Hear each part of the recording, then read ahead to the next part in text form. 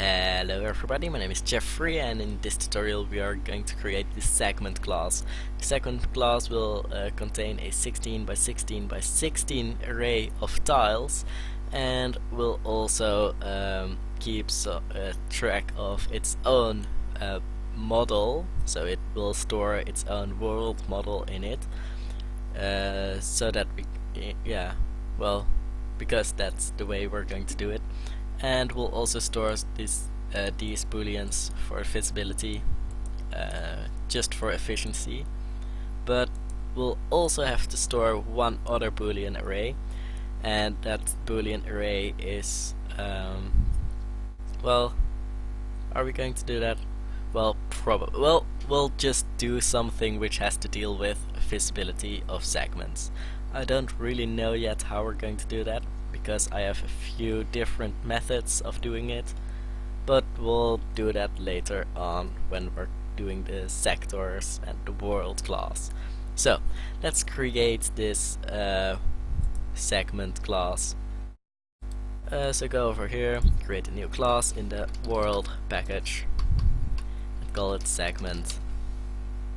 So okay, a segment will have a private array of tiles.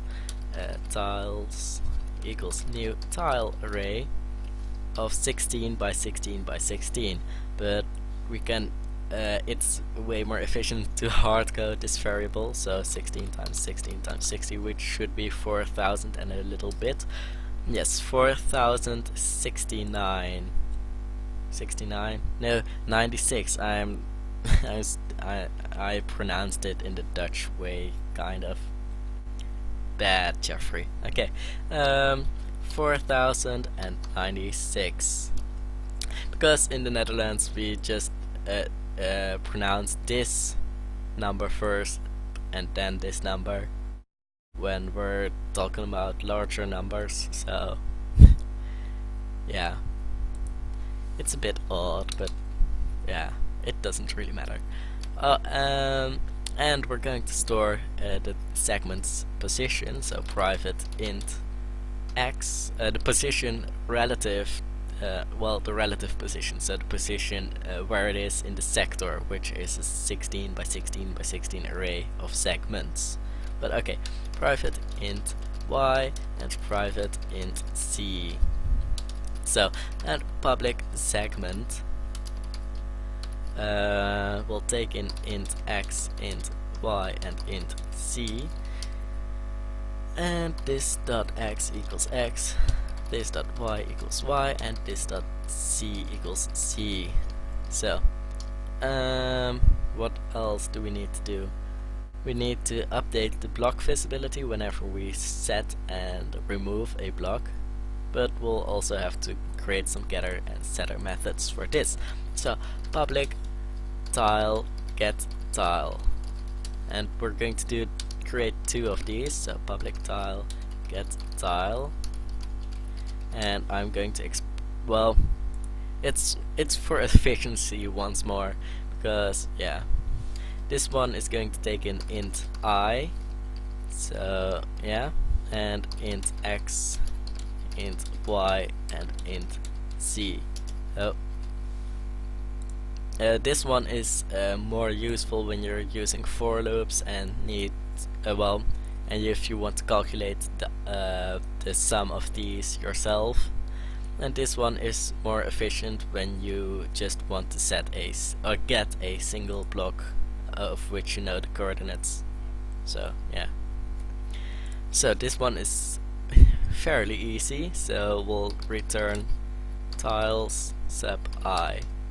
And we won't be let me do this one first, and I'll explain what we won't be doing in this method. So return tiles x plus z for bit shifted to the left by 4 plus y bit shifted to the left by 8. Bit shifting, basically what this says is z times 2 to the power of 4, and this is y times 2 to the power of 8. Why are we doing this? Well, this basically, yeah. So every tile, every horizontal. If you go horizontally across the array, you will see that for each, if you add 1 to the x value, you will you will add 1 to this, so that, yeah, your tiles are in chronological order. Well, that's for all the directions actually. And for the Z direction, that's the other horizontal direction, you will go for every point which you increment Z by, you will increment this this whole, let's call it I, the sum of x, y, and z by 16, and here for the y you'll increase it by 256, so that each different tile in the segment has an own sum of x, y, and z, and it's pretty efficient. So yeah. But we're going to create a fail-safe method. If x less than 0, or x bigger than 15, or y less than 0, or y bigger than 15, or z less than 0, or z bigger than 15, and we'll just return null. Why is this? Well, you'll see later on.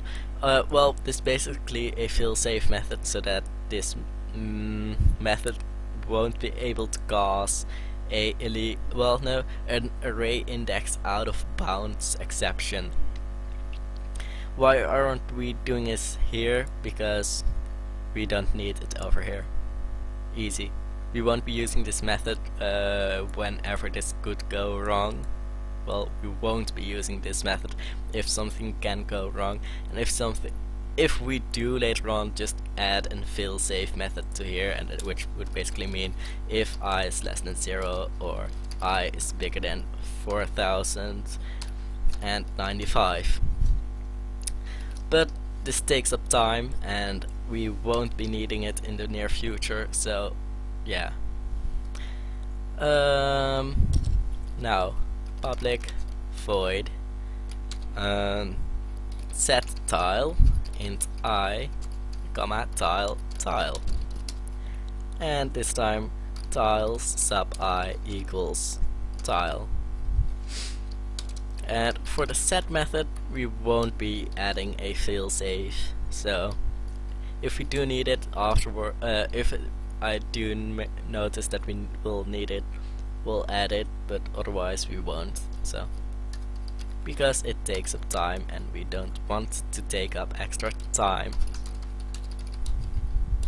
So just create this method and tiles sub x plus c shifted to the left by 4 plus y bit shifted to the left by 8. And I think that will be it for this tutorial, because we're currently out of time.